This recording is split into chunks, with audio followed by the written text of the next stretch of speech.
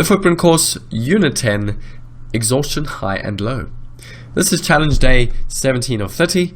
In the following slide, we are going to focus on the art of recovery from poor performance. The focus will be on how to develop recovery skills over time.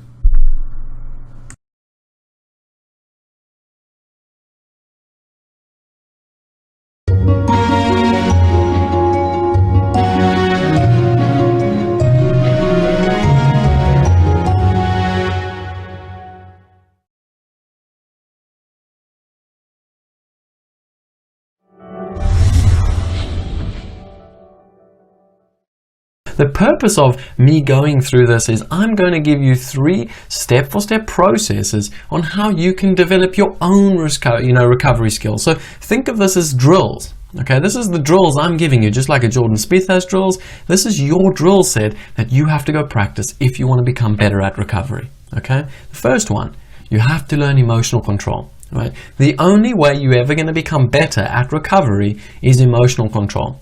Right, now the first thing to do is to understand that you can recover. Okay, most people don't think you can. Most people, the minute they take the loss, they accept the loss and they call it a day and they move on.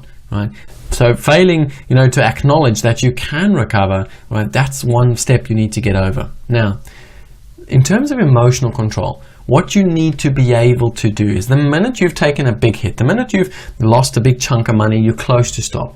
You need to walk away. You need to have that strength to stand up and walk away. Okay, take that 5 minutes, take that 15 minutes, because what you will notice is that very often if you do not walk away, you're going to end up digging that deep. You're going to end up digging that hole a lot deeper. Okay, you're going to end up losing more, but you're going to end up also being in a mental negative state. Okay, by sitting there, even if you don't do anything, you're not getting out of your mental state that you're currently stuck in. Okay, so the next time you need to recover, step number 1, get up and walk away for 15 minutes. Okay, go through in those 15 minutes, go through in your head the honest reasons why what happened, and you're going to find 90% of the time they were in your control. Okay, whether it was a big loss, maybe you moved to stop, maybe you kind of got into a trade because some guy on Twitter said get into a trade, whatever it may be, write it down, put it down on a piece of paper, take ownership. Right? Because once you take ownership of that, whatever caused you to take a big loss, you're going to let go of it. Okay, it's almost like if I said to you, okay, today's loss, it happened with something that's in your control. By acknowledging that it's in your control, that means you can avoid doing it next time. Okay, all of a sudden you're going to feel that burden on your shoulders lift off. So that's why we do it. That's why step 1, we walk away, we accept the loss, we take it, we say to ourselves, it's done. Now I need to move on. Now I need to get back into that mental state and move on. And that's where professional golfers are so good. Okay, they can hit one bad shot and literally 6-7 minutes later, they're back to square one. Okay, all they focused on is not what has been or what will become. They focused on what is the now. And that's the key to step number 1, emotional control. Step number 2 is self-belief. Now, a lot of people say, yes, I've got self-belief, I believe, but okay, that's not enough. So I'm going to give you another process to develop your self-belief, and it's called an opportunity sheet. Now, at the end of every single day, my trading day, what I do is I go and write down in my debrief all the opportunities that were there in the day across whatever markets. Right? And what I've tended to find is that in general, on average, okay, in a normal trading day, all things being equal, you're looking at between 5 and 8 unique tradable opportunities. Okay, opportunities that I could have executed and made good money because I understand the setup and the management and all that sort of thing. Okay, now imagine if I said to you, if you look at your trading sheet at the end of the week or your debriefs, and you go and you see that over a course of a week there were 40 opportunities that you could have made money. Just think about that for a second. Okay, because the minute you have this opportunity sheet, right, I know fine well that, bang, I've lost money, but guess what?